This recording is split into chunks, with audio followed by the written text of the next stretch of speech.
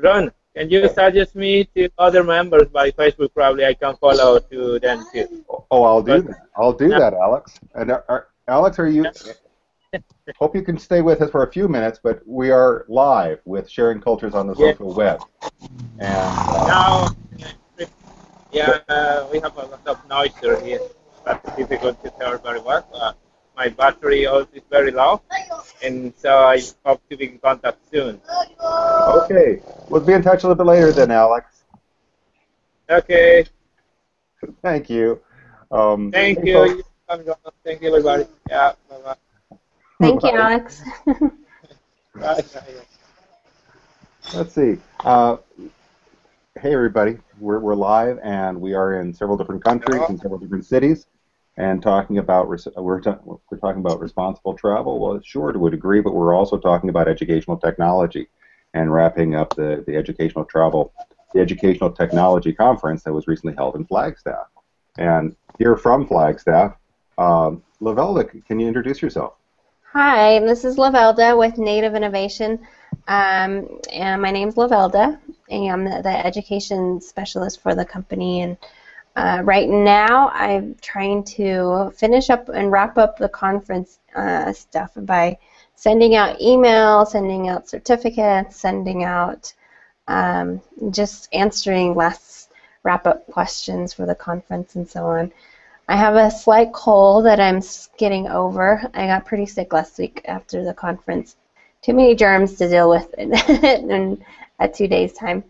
And we're moving on to working on our other projects and so on. And last week, in fact, we had one of those moments where you have a jolt of ideas just hit you randomly, and we had that moment last week on our trip back from Albuquerque, and so we're busy planning on that project right now, and I'm sure that Kyla and Jerome will reveal the information on that later down the road. But it was one of those moments where you get a, oh my gosh, we have to do this kind of moment, and we have to pause and just kind of break through and write everything down as fast as we could, because there were so many things going on all at once, and so great stuff. Ooh, beautiful. Hey, thank you. Kyla, are you there? Hi. Hi, everybody. I'm just playing around with my background. Where are you, and where are you milling? I am in New Mexico, in the city of Albuquerque in the States. Hello to all our visitors watching us on this Hangout episode. My name is Kyla Winters. I am Navajo, living in the Southwest here in the States. And it was great talking to Alex for a while, who's in the Amazon region in South America. I'd like to chat with him more later on, and through Ron we can make an extended connection, hopefully. I'm really interested in the outdoor education aspect of in our education system, and Native Innovation really promotes that in our services with rural communities, especially here in the Southwest.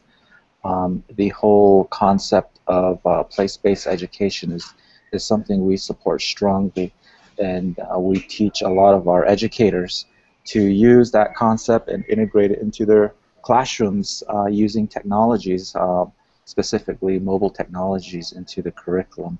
So the Educational Technology Conference that Lavelle mentioned earlier is a great way of extending not only our services, but to help those end users to experience that technology real use. I mean, applying it with practical lessons and activities, and then taking it back to their classrooms and using that with their students. And again, the whole approach and the whole idea is to make sure that our students from preschool, if not lower levels to high school and college students, are ready to utilize those tools effectively in the workplace and also for their personal use also. Yeah, we're looking at a screenshot right now from that fabulous educational technology conference. That was just, again, an awesome experience. How many people attended? I think we had a total of 160. I know we had, based on our giveaways and so on, we ordered at least 150 of everything, and all of them were gone. So, so we had a big turnout. That was a very, full and fun-filled room. So what Lavelle is describing is we gave away over 150 Chromebooks. Chromebooks are like laptops made by Google, and the Chromebooks use the Google ecosystem of applications and software. And we wanted to put the tools in the end user's hands. So we've been hearing a lot of statements from end users stating that they don't have the tools to do technology integration. So with our vision in the company, we just decided to provide those tools and have them use it. I mean, literally giving out the tool that you're explaining. I mean, that to me was my favorite part, because it eliminated. I mean, there were a couple of technical glitches the first day and the first half of the first day, but they were quickly cleared up. But then the best part was that all of the participants at the conference, at least, were on a level playing field. They had this computer in their hands. That's correct. Even though, yeah, there's glitches, but that technology will catch up at some point, and for end users to have that in their hands right now is a good start. Lavelle? Oh, I was just going to say, and just focusing most of the training on specifically how to use the device and its applications and so on was definitely very ambitious for us as far as our part, but allowing the participants to be able to just get to familiar with one device, one concept, one frame of mind and so on helped everybody to be able to collaborate a little more effectively, because rather than having this split, I remember last year's conference, there seemed to be a split for those, because we did a mobile device approach. And so we encouraged everyone to bring their mobile devices, whether it's tablets or smartphones or what have you. But there seemed to be a split for those that knew how to work with their mobile devices, and then those who have no idea how to use anything as far as mobile devices, or they're so set with their desktop stations that there just seemed to be a divide, and they weren't ready to collaborate with one another in that way. So this year, I saw way more collaboration and willingness to show each other, this is what I learned, this is how I use it, let me try and show you this. And that was interesting to see that all of that unfold during the 2 days. Just a technical question. How long does a Chromebook battery last? Hour. I think the thing about 9 hours, 8 hours, 9 hours. It was impressive. It was quite a long time before you get to a very low percentage. I mean, it was impressive. I have to give, kudos to your team and kudos to the venue. I've never seen such an ambitious attempt of, again, showing people how to use 150 brand new out-of-the-box machines. Yeah. And then setting it up to the internet and having the internet backbone in the twin arrows capable of handling it. And then these computers weren't plugged in. I mean, what a fantastic resource. I hardly ever noticed anyone plugging in their Chromebooks to. I think more people were standing around their charging stations more for their own phones more than the Chromebooks. And I didn't see anyone carrying around their charging cords at all for the Chromebooks. That was very interesting. I didn't see anyone charging their Chromebook. It's like, wow. Whereas for my laptop, my Mac that's in front of me, I've got to charge it at least every morning if I don't have it plugged in throughout the day, and otherwise it's a goner for a while. Exactly. I have a similar MacBook, and yeah, after 2 hours, goodbye.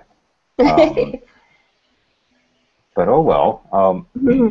What were your favorite parts of the event? I actually liked the first opening ceremony where the little girl, the Miss Little Red Mesa, was able to show her presentation. And this was really a good mood setter or a tone setter for the rest of the conference to show everyone that it wasn't specifically just information only kind of devices that we're going to use. We're going to use it to create something. And the little girl showed the participants exactly that. She had fun with it, and it was one of the things in particular. I didn't like all the running around that I did, but and you got complimented on your sense, and you got complimented on your wonderful sense of humor. I was surprised by that. I was really surprised by that. 3 times, in fact. I was like, okay, I didn't realize I was funny, but thank you. Kyla, are you still with us? Yes, I am, Ron. And I agree with Lavelle showing. I know our audience were more intergenerational, and little. What did you say, Lavelle? Little Miss Red Mesa. Her presentation showed our audience that barriers could be removed, and her presentation using Prezi, which is a web-based software, is possible, and she moved through that presentation very well, and kudos to the parents especially. Oh, her family must be so proud. I mean, you know, this young girl, gave what I figured is one of the best presentations I've ever seen, and it was short and sweet and to the point. Giving the facts and then ending with jokes. That was just brilliant. That was just so much fun. Also, top marks to your MC. Who was your wonderful joke teller? James Jones. He's a very well-known Native American comedian. Last weekend he was in fact at another event, and he was all over Facebook again. But he travels all over the country doing different comedy shows. And he's a part of a team, actually. He's got 2 other comedians, Pax Harvey and Ernie Sosi. And there's like a traveling group that travel all over the place doing their shows and so on. Well, I was, as a non-native speaker, as a non-native, I was just so impressed by the fact that he would, give these bilingual performances, and when it came time to deliver the punchline in Navajo, the room was just electric. I mean, they just ate it up, and I got to do my response laughter. If they laugh, I'll laugh. I have no idea what he just said, but they're eating it up.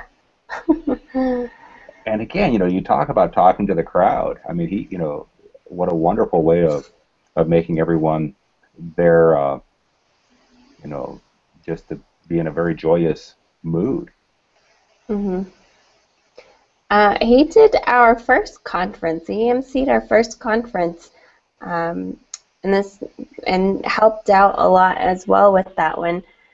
Being our first conference, we were really unsure of what to expect and how things were going to unfold, and so he helped us out so much in that first conference because there were so many awkward moments that we just didn't know how to transition from one thing to the next, and he was there to help us out, and he was coaching us through it, helping us to liven it up a little bit, and he really gave us some really great pointers, and so to have him back and to really just help us continue to roll with the punches the way we were doing, really just he did a really awesome job as far as helping us to. I attempted to help in that transition with some jokes, and I did receive a bit of response, as James June says.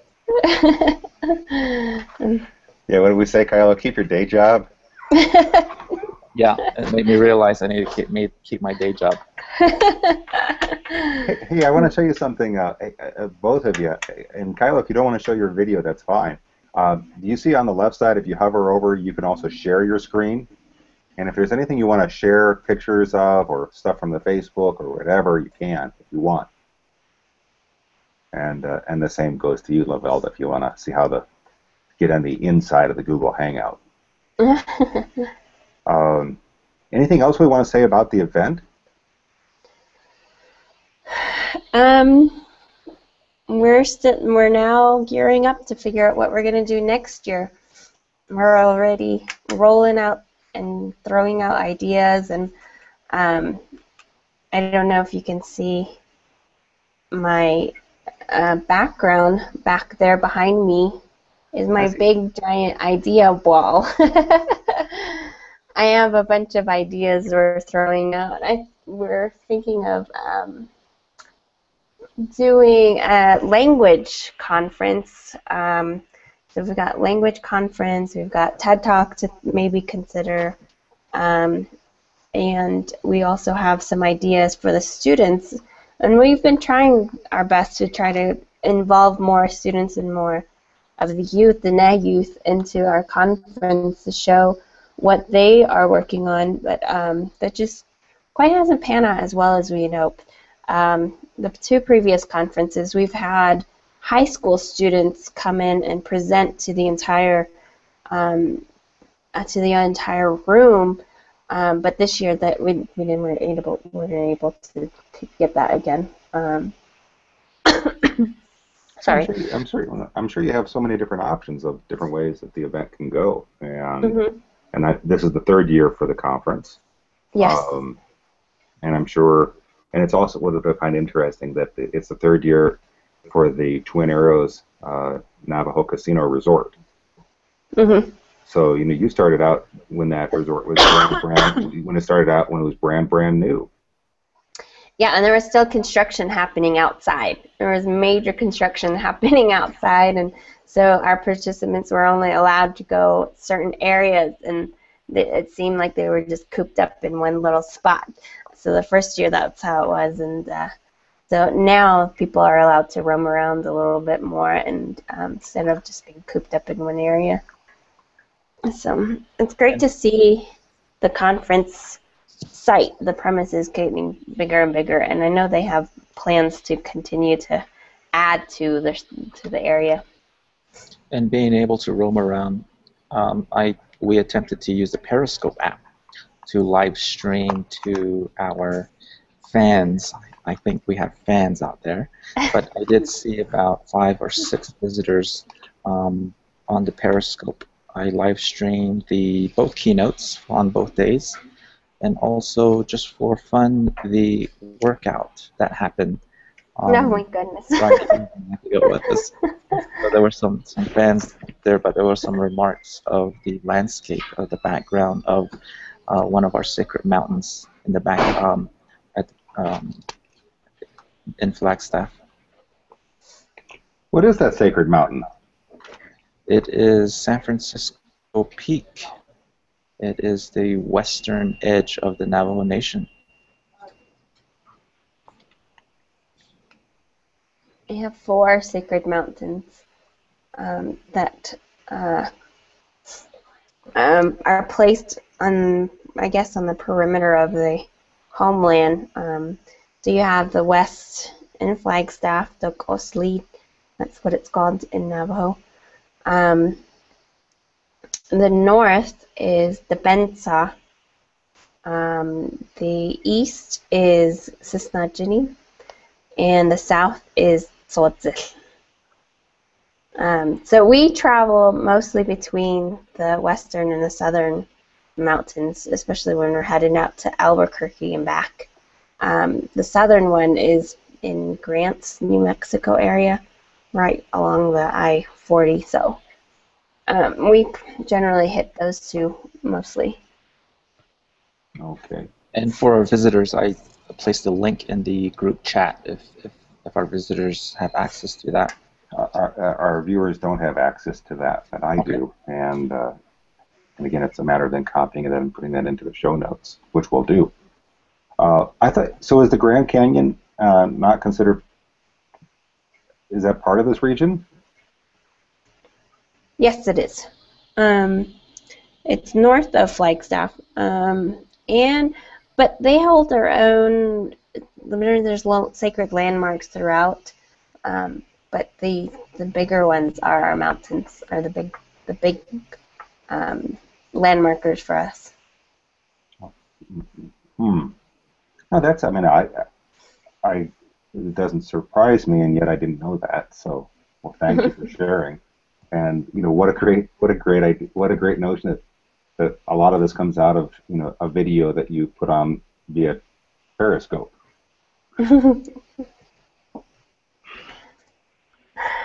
I don't like when they do the live stream in the office though. I think they had one up last week at some point, and I was in my frumpy clothes, and I was like ready to throw Jerome out of my office because he was doing a live stream of. I saw Jerome's Ustream with Mark. It's like it's obvious Mark didn't really want to be on that live Ustream. Right. But Jerome will just put that in your face and start. Well, there is a conversation you folks have to have amongst yourselves. Well, I was the other highlight for me, and there were a couple. One was meeting William Clark. Oh yeah. Who makes these beautiful ceramics. Kyla, were you able to pick up the bowl that you were talking to him about? Unfortunately, he left before my wife Terry went to visit his booth, but he is from my community, and he is my second cousin, so I know where he lives and I know how to reach him. He said he and his wife sell at the old. Help me out here. The Albuquerque Old Market. Albuquerque Old Town. Old Town Market. That's correct. Do you know how often that market takes place, or how often he's there? I believe the open market is available daily to visitors, but the most visitors come on weekends, from what I understand. I may be wrong, but I'm guessing that it's open every day. When's the annual, like the big Indian market event? The big Indian market event here in the Southwest would be in Santa Fe, and that would be mid-August. It's about 1 week of open markets featuring over 1,000 booths, and visitors from all over the world attend this market in Santa Fe. Yeah, I've heard great things about that, and particularly from friends from Oaxaca. What I was thinking of with William is, all right, here's this this beautiful stuff. I suggested to him that he might want to create a business page on Facebook. Mm-hmm. That just let people know where they can find him. And as I say, that was a big highlight for me. It was to be able to meet artisans. I guess I get to be a folk art artisan junkie. and just like, this is just so beautiful. The other thing that stood out in my mind was talking to Florian Johnson, who we tried to drag into a hangout a while back, but he's in a community where the access is not good enough for that. And Florian just floored me, because what he was saying, his question was how he could create a filter or a layer for Google Sky Map with the Navajo constellations. Right, and that's one of the projects on our projects board in the next room where Lavelle is at, is developing an app displaying the Navajo constellations, just like the SkyMap app that Florian is using. We can place in all of our education, Navajo education content on there involving astronomy or constellations. To think that that's a question and an app in progress, I don't know, fills me with just tremendous excitement.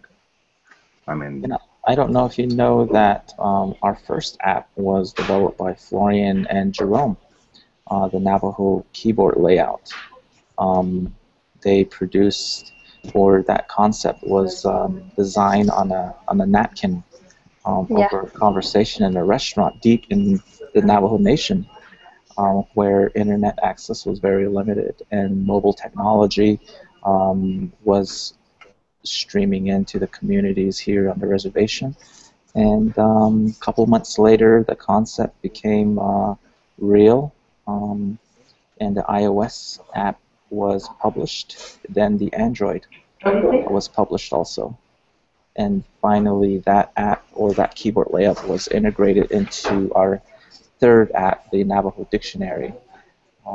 So we're progressing slowly, and it seems we're pushing out one app per year. Well, last year, I forget, it was kind of late in the year when I discovered the Navajo Dictionary app, and that prompted our initial conversation.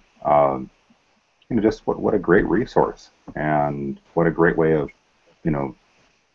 my Maori friends would say, what a great way of making the language sexy, and keeping it relevant particularly for the young.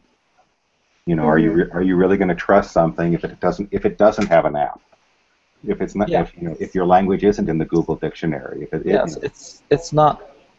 It allows you to be in a social manner. Yeah, it's not targeted only for the young demographic, but for the language learner, the basic language learner of the Diné language, that group, and that could be from the toddler to the elder who's learning the Navajo language, and a lot of our users of that app are not on the reservation. They're not immersed in that setting where the Diné language is spoken all the time. A lot of our families have moved out of the reservation to border town cities and towns away from the fluent speakers. So the app and the mobile technologies allow us to, if you can imagine, take away that geographical distance, and having them access the audio and the text of the Diné language is a great resource.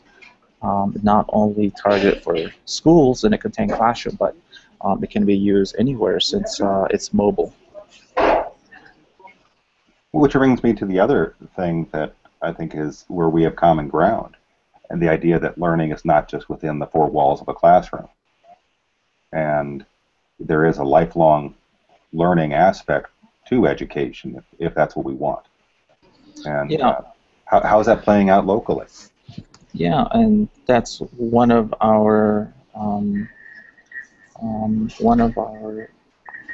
visions of allowing our teachers and educators in classrooms to understand that it's not only in the contained classroom where learning occurs.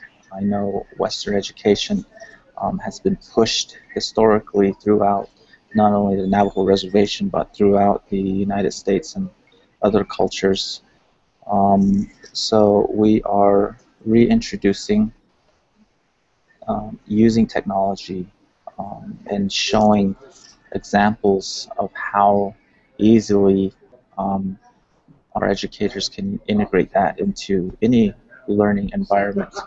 I know I talked to Alex earlier, who joined us. I would love, or we would love to speak to him more about outdoor education and how he provides that information to his visitors within his business, if not bringing in field trips with school students. I know maybe that concept is a little bit different in that culture, but I'd love to know more about that.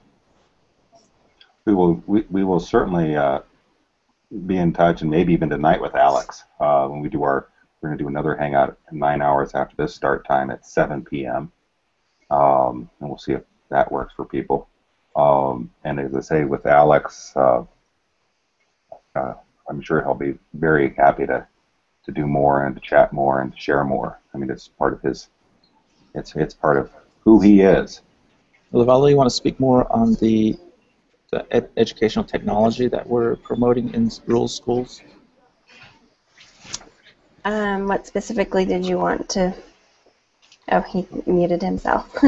Well, just taking away the barriers of Western thought in our classrooms and showing our stakeholders that it is possible to integrate our education philosophies. And there's so many projects that we're doing to show exactly that technology, and we say it again and again, that technology is just a tool. It's nothing more than that. That you decide how you're going to use it and for what purposes and so on, but it's not going to take over your job and so on. You'd have to decide what you're going to do with it. And so we show them, so with like flip charts, online flip charts will help them create more relevant lessons by adding the Navajo language, adding the more familiar types of images and concepts that will also help create the understanding of the core subjects. I mean, in my presentation, we were doing just that. If I can, let me see if I can get some of them up. Please use that screen share. Yeah, I'm looking for it, and then I'll share it here in a little bit.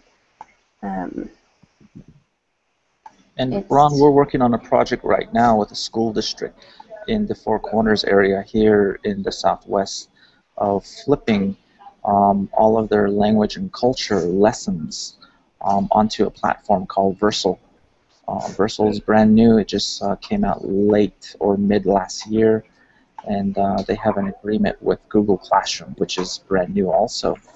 And it's pretty exciting. Our team is going to do a hangout later on this week, if not today, to discuss the next steps of or refining it to give the best opportunities for not only the students to view those lessons, but for teachers to create their own lessons also. Right. Okay, and here's a quick lesson. And if you want to share the screen, you're going to get a choice of which screen you want to share. Did I share? Am I sharing this right? I think you're sharing the others. You're sharing my video or whatever video is appearing. So yeah, there you go. Stop. So you stop share, and then when you click, and again when you click the green box with the white arrow for sharing, it's going to give you choices of what to share. Are you able to see the lesson now? We can see that now. Perfect. Okay. So this is an example of what we've been able to create, and using our language to do the lessons that they've not been really been able to access all that well. I mean, in classrooms as of right now, most schools will look for these pre-made resources and then order them and have them shipped into the classroom. And so someone else develops them and brings them in. But what we've been able to do is show teachers how to use what they already have in their classrooms to create exactly this, using more relevant content, using the Dene language to create these kinds of lessons and so on. So this is an example of what we've been able to do.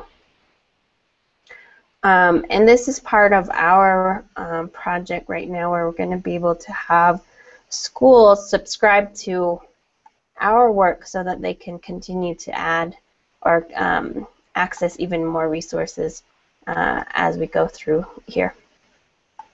So that's an example of that. Let me ask you more of a specific question in terms of, again, place setting and place building.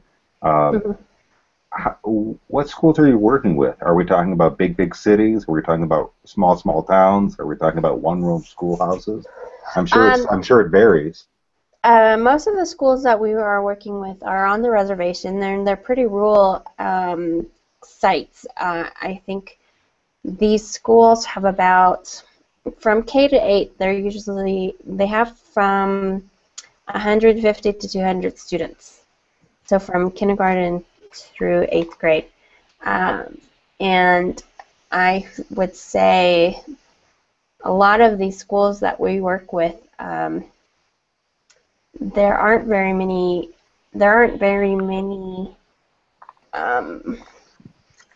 access points to shopping centers or what have you. They're pretty rural.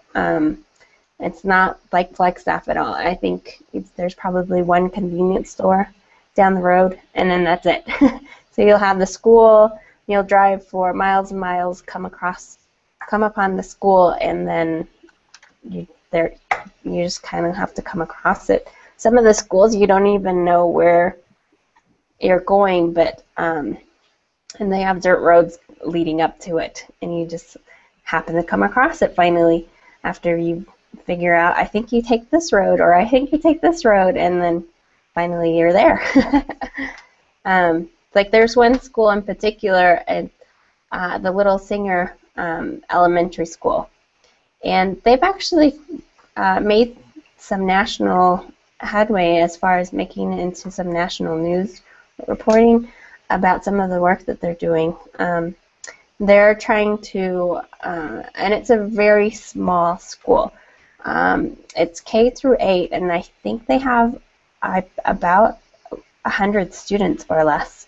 And there are only about, I say, 5 to 8 students per classroom there at that school. So it's very tiny. So that, and there, just get to their school, it's at least a 10-mile drive on a dirt road just to get to their school. The first time I went out there, I wasn't really sure where I was going, and I was just hoping I was going in the right direction. I was like, this is one main road, and then I figured if I just stay on a main road and don't detour off in any direction, I'll get there. And thankfully, I got there. Are there people to ask for directions, or are we talking about really sparsely populated places? Very sparsely populated places. I know going down that dirt road that I don't see anybody. The homes are pretty much far off of the dirt road, so I wouldn't even be comfortable trying to go to someone's house to ask for anything, because I had to flag down a commuter on one trip. I was driving to a location, and I took a wrong turn, which turned out I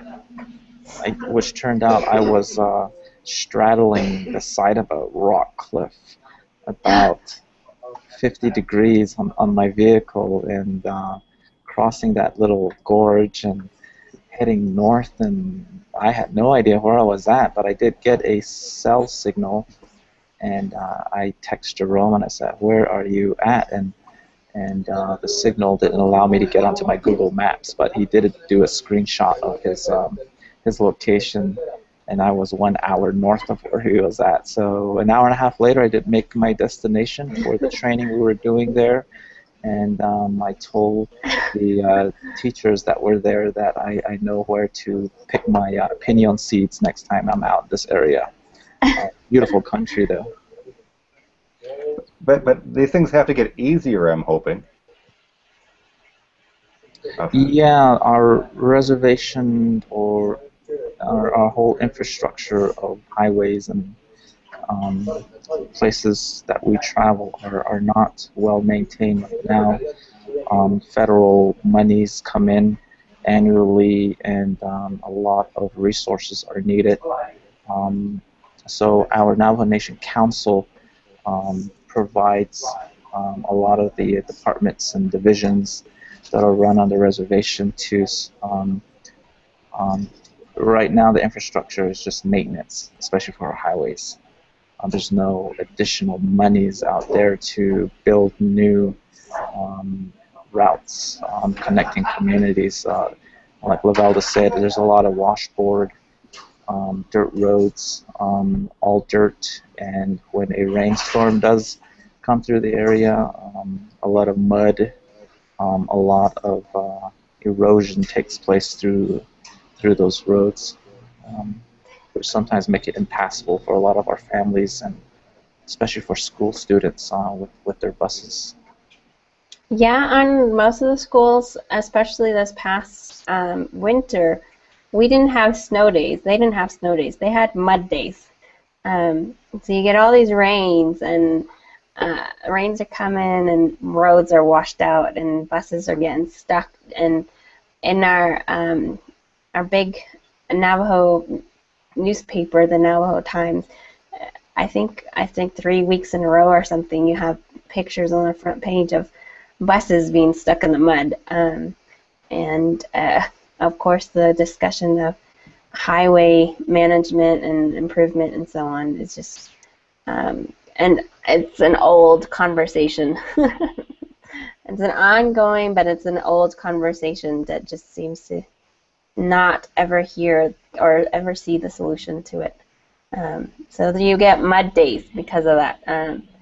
So my mom's a bus driver. She just retired this past May, and she's had to learn how to maneuver around pools and muddy areas. And she in turn her own vehicles. She knows I have a Volkswagen Jetta, and when I go out to my mom's house, she tells me I'm afraid I'm going to get stuck down the muddy roads, and she's like, no, you just need to plow through and stay on this side of the road and don't go down the side, don't try to get off, just once you get through it, just stay in first gear and you'll get through it. And I'm like, my Jetta, I don't think I can handle but I think it's luckily for her I was able to get out. It's a 3-mile dirt road trip to get to my mom's house from the highway, and that 3 miles, all mud sometimes, and I was like, oh no, my little city cars. As soon as I get back to Flag, I gotta make sure I wash out everything and get all the mud off as quickly as possible. And you didn't hear earlier, Alex, Lavelda, but Alex described his commute to his area of 45 minutes on plane, and then 3 hours upstream by boat. So I think the communities have it a little bit harder than that sometimes. Well, you want to hear my story? I'm just kidding. But yeah, on the reservation, the schools, most of them have been getting mud days, not snow days, but mud days. Yeah. Well, again, wow, thank you for sharing that bit of real life. The other thing I was thinking, I'm still assessing my thoughts of the conference and what I enjoyed, and I shared a bit of that with you. What would I do differently? What would I like more? I'd like to know more about the participants at some point. Who attended the conference. I had some again marvelous conversations with people. One of them who said, I don't think this is, like he was talking about the session. He said, I don't know if this is geared to me. I'm an administrator. I'm not a teacher. And it's like, well, again, I don't even care if you're all teachers. How you're going to incorporate a Google Hangout is going to be very different from one another. Are you teaching a science course? Are you teaching a culture course? Are you teaching a language course? Are you talking about focusing on New Mexico and Arizona or the Four Corners region? Are you talking globally? Again, if we are interested in a global discussion, then bring on Alex or bring on my friend Anders from Sweden or whatever, who are in different countries. I mean, I pinch myself thinking we can have a conversation, a real-time conversation with someone on the opposite side of the world, and we can if we we have to figure out the timing and let people know, hey, this is at 11:30 Perth time or whatever. Or you may just want to have a private conversation, between schools. And again, what you're going to have it requires a personal strategy. So, I would kind of sum up and say, I'd love to know more who is participating and what they want, because I think we can do so many things, and obviously there is passion and motivation there.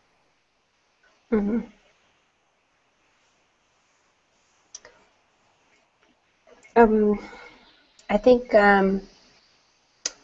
there's so many participants that have attended that, and I think one of the things you've pointed out in our when we were having dinner after the conference was over is pointing out the fact that there are more of the older educators, the older generation, than a younger generation there at the conference. And that is one of the things that I did find interesting, that I hear the conversations of how technology is distracting or it's detracting from the younger generation really knowing their culture, their language, and so on. So it was really nice to see the potential, the ideas of what we could do to really help fill that gap, or actually bring that gap from the older generation to the younger one together. And that's one of the things I did start seeing. I did see some of the participants come with their children, and they were so excited to show their children what they've learned throughout the day. I know one participant in particular, she was saying, I get to show off to my son that I learned this, and they don't know it. And so she was very excited to take that back and be able to show her son, hey, I know something you don't, and I still feel like I have the upper hand in some way. So that was a really exciting moment for her. And I think one of the things that we really do well is really showing our participants, whether they're at the conference or in the schools, that the possibility of ideas that are out there, that it's just not, you don't need to just do a one way and one way only.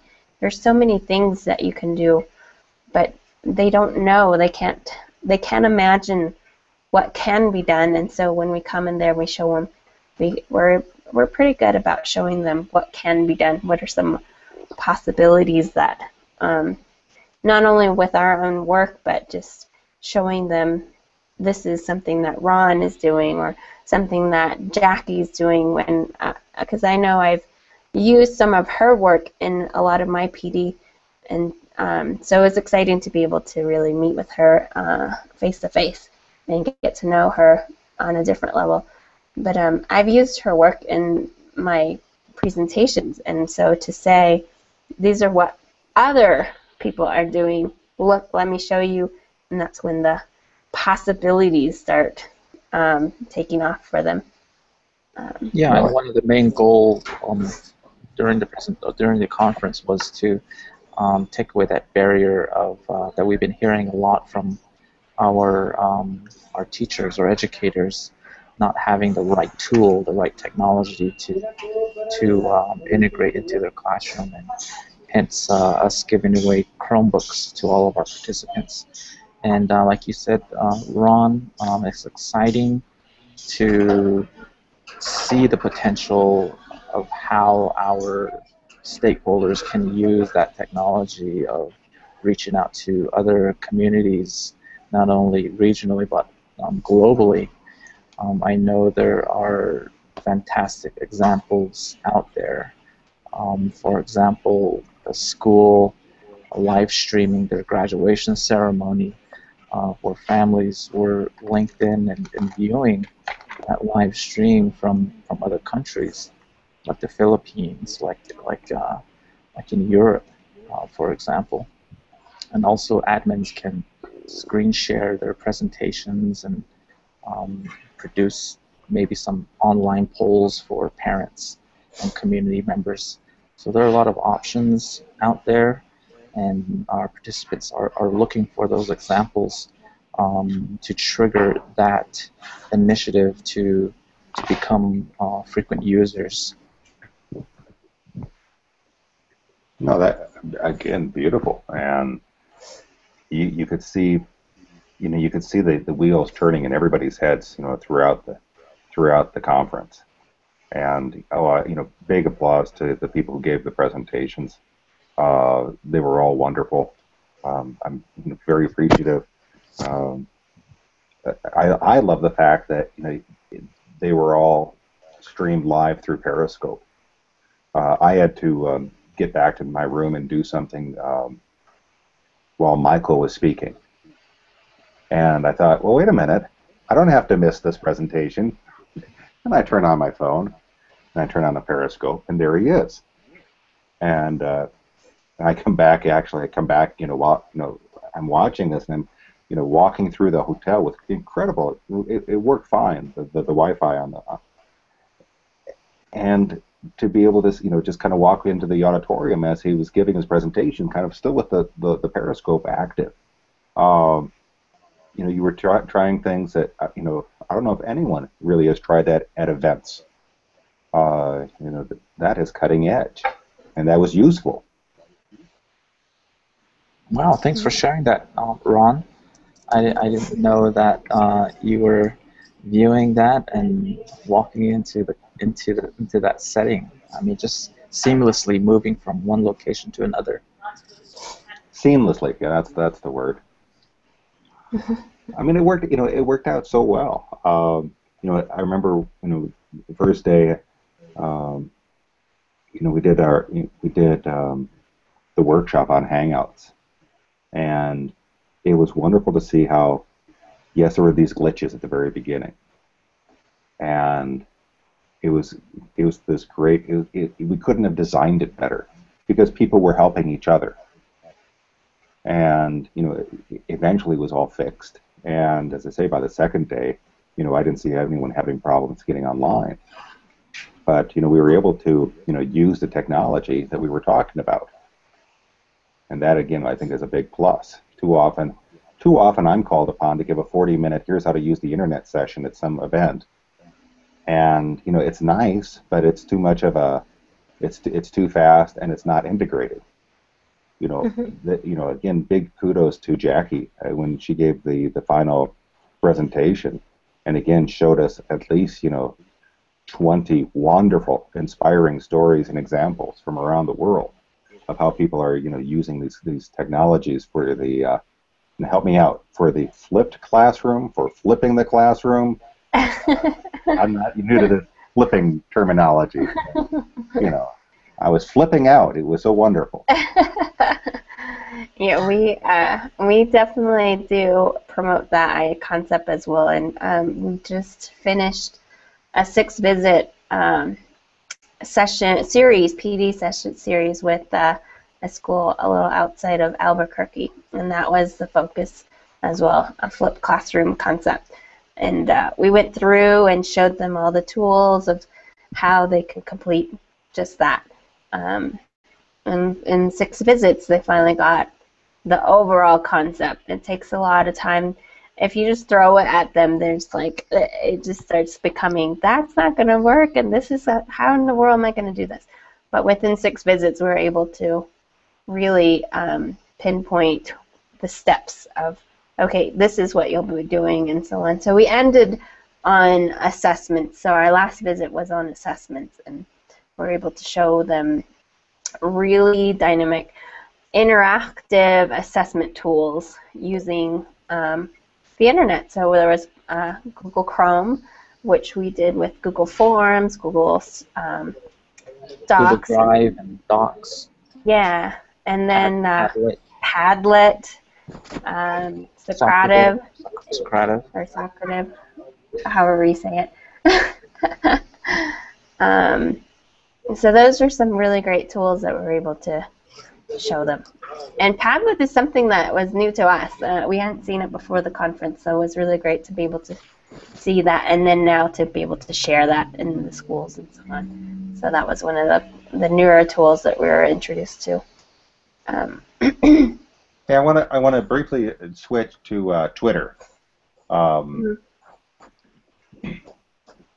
Love this. Happy Father's Day. Can you say that in your language? Ya te aja be hadni. Ya te aja be hadni. That's great. All right, so this is the Navajo Web Twitter app, and I assume, Kyla, this is managed. This is what you manage. That's correct. And such lovely lessons and links. One of my favorites. Oh, coffee is ready.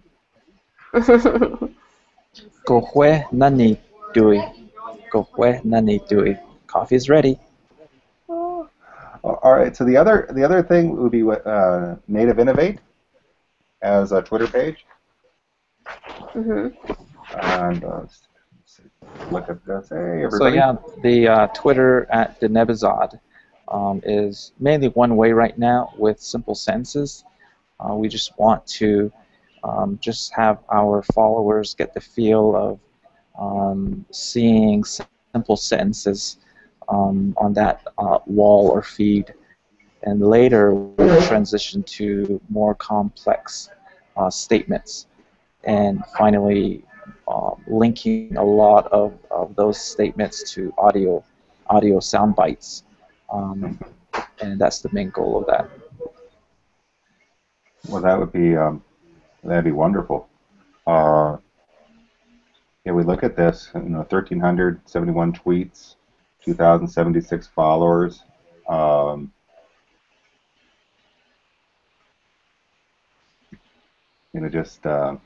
Great. Great ways of showcasing the language. Yeah, and we just want to model some of the strategies that we're doing in promoting the Navajo language on a platform such as Twitter. And the Nebazad also has a Facebook page available. I believe it is facebook.com/Navajo Web.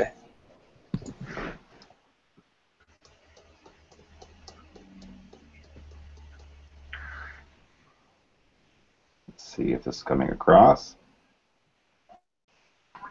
Nope. You would see the logo on there. I don't think that's it. Okay, well, we'll come back to that later on then. And yeah, I also learned that there's a Navajo word of the day and a Navajo word of the day that are different. Yeah, the Navajo word of the day. There are two profiles or pages set up, and one of them is maintained by Florian Johnson, you mentioned earlier, and a lot of his insights that he shares publicly is gold. All of that information. No, that's wonderful. As I say, for myself, and again being an outsider and an ally, the question is just making sense of who's doing what, where to look, and again educating myself, and then through the wiki, again showcasing some of these really good examples. And you've been retweeting and resharing a lot of our work, Ron. I'd just like to thank yourself and Planeta group of followers throughout the world of of resharing a lot of our work and getting the word out there of what Native Innovation is doing here in the region in the Southwest. Well, you're welcome, and again, it's a really good example of being able of blended learning, but you know, outside the classroom. We were able to do so much just online, just by tweeting. We were able to do more just by having a video conversation, and I think we can do even more than the more, you know, because we actually got to meet, and you know, we got to have that face-to-face contact. So I think the sharing and the conversation is just beginning. Yeah, and for visitors who don't know, Ron and Native Innovation met through Twitter on just conversations. It started with a tweet. Started with a tweet leading to face-to-face, and now live hangouts, and just accessing Ron or Planeta's whole network of friends and communities throughout the world. Well, we will do more. We will do more. I think we should wind down the public hangout right now. Is there anything else? And then, but stay online. Is there anything else you'd like to add before we draw this hangout to a conclusion? You mentioned users helping each other at the conference, and that's something Native Innovation promotes as a community of practice. Also, to have our participants and our workshop participants, conference participants, to understand that they are instilled with these troubleshooting skills, and it doesn't require an advanced technical person to help troubleshoot technologies. And like Lavelle said, it's an approach of making it more practical, of using it in a higher order thinking setting, giving that concept. And if an issue comes up that is technical, hey, we'll all figure it out together. We're all in the same boat. Beautiful. Lavelle? That's it. Thank you for everything. It's always great to talk with you and be able to share what we're up to and so on. So, learning. That's all it's all about. That's all it ever is. Well, I want to thank you both for participating. I want to thank our viewers and the viewers who will watch this later on. Please, any comments or questions are welcome, and we will continue our next Sharing Cultures Hangout at 7 p.m. and that's 7 p.m. Las Vegas and Flagstaff time. That's 8 p.m. in Albuquerque, and that's way too late for anyone in Sweden or Africa to participate. But we'll see. We'll see if we can drag some other friends in. So thank you much, both of you, and stay online, and we'll end the broadcast or the webcast here.